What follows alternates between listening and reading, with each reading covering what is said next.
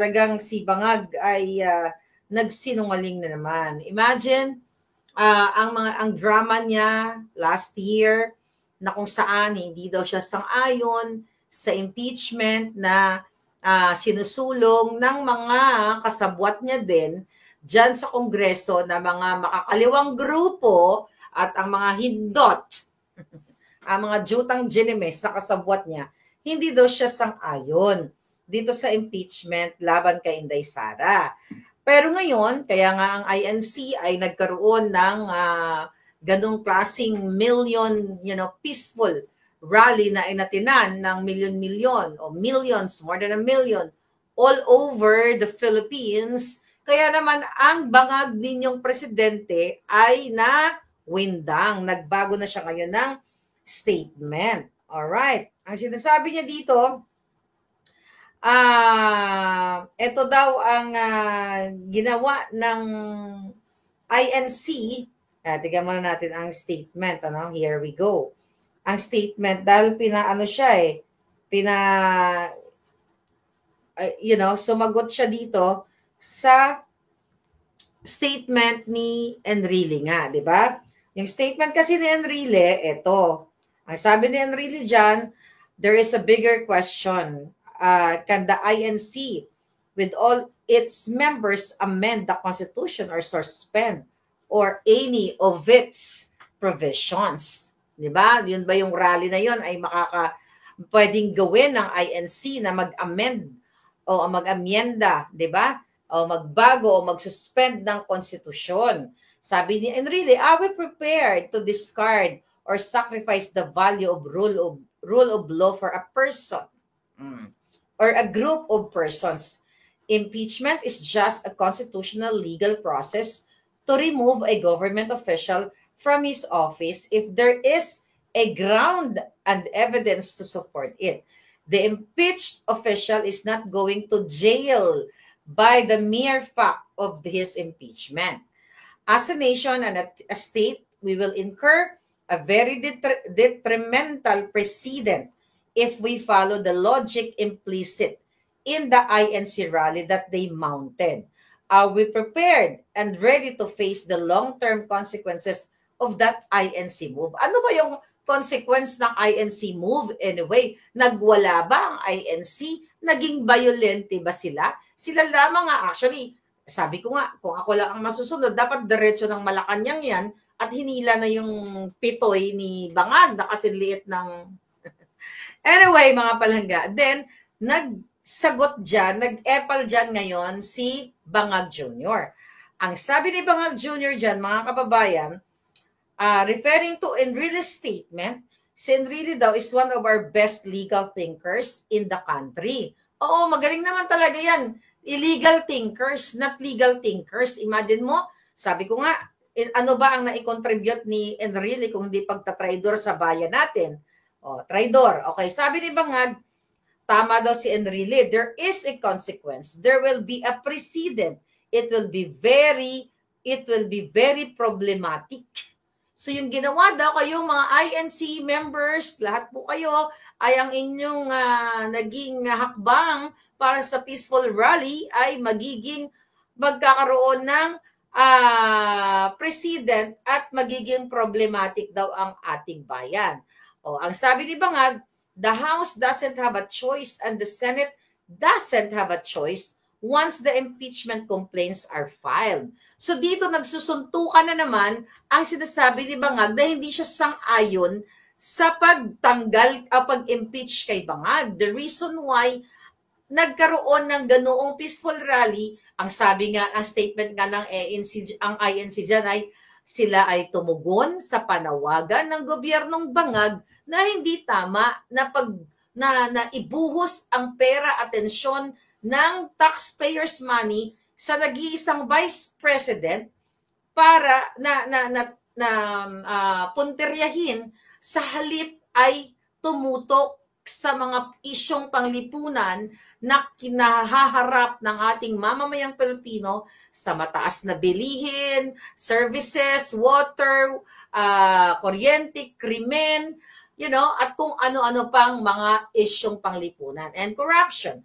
Then sabi dito ni Bangag, in fact, as a practical matter, papasok na tayo sa campaign period. Wala nang congressman, wala nang senador. Okay? Wala na raw senador dahil nangangampanya na sila. Yun ang sabi ni Bangag.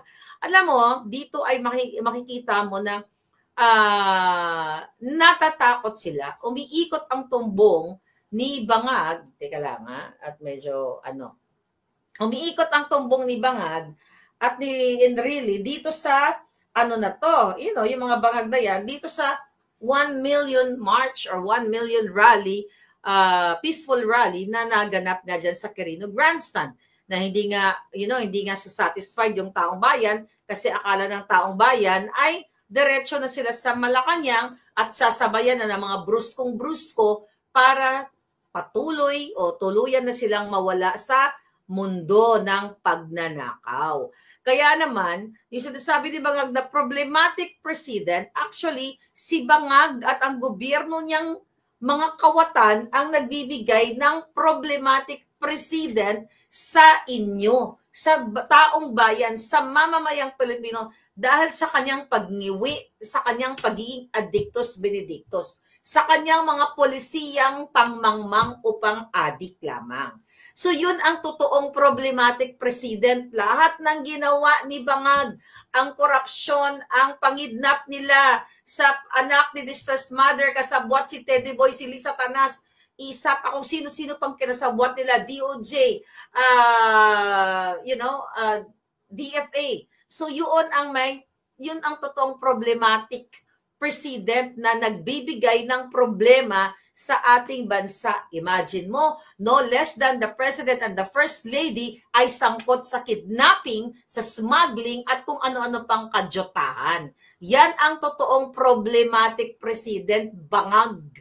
Bangag na bangag ka dahil wala ng pag-asang ang taong bayan na sumunod kayo sa batas dahil hawak ninyo ang batas. Wala ng batas sa Pilipinas, wala na kayong kinatatakutan. Kaya nga dapat nga mag-speak up na ang taong bayan at ang mga polis at ang mga sundalo ay dapat ay panagutin sila dahil ngayon kayo mga palangga, dahil hindi kayo kumikilos para kampihan ninyo ang taong bayan at labanan ninyo ang korupsyon ng gobyerno ni Bangag.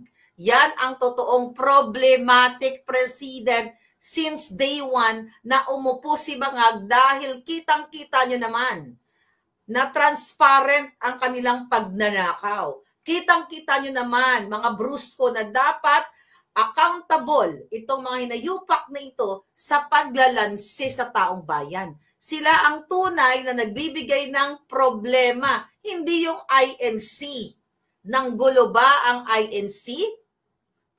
Ang tunay na binabanggit ni Bangag na problematic president ay yung ginagawa niyang hindi niya alam, sabi nga ni Inday Sara, ay hindi niya alam kung papaano maging presidente kasi wala siyang leadership. Kasi ang favorite thing to do niya ay suminghot-singhot lang ng pulburon.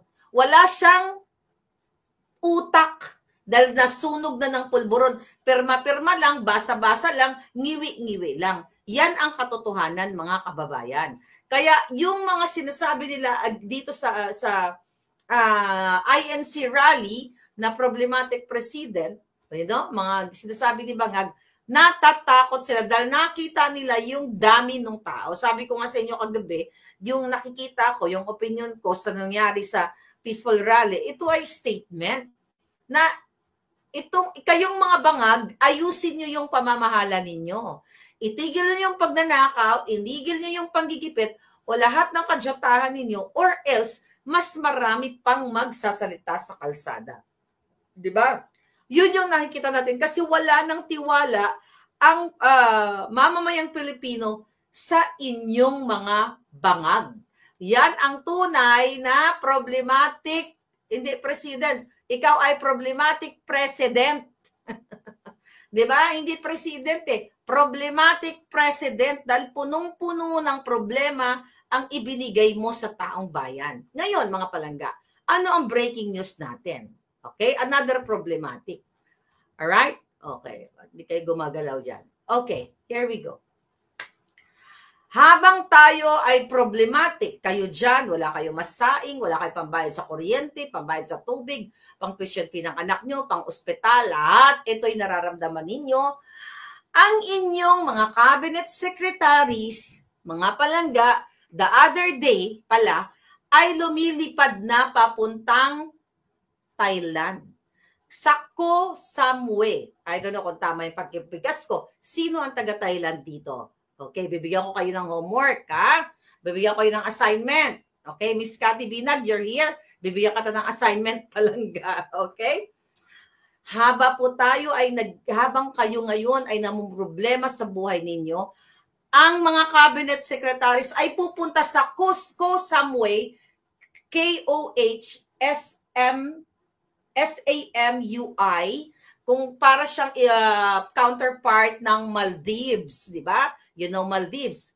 Ano? Tama? Koh Samui? Oh, whatever. I'm not Thai naman. Koh Samui. Okay.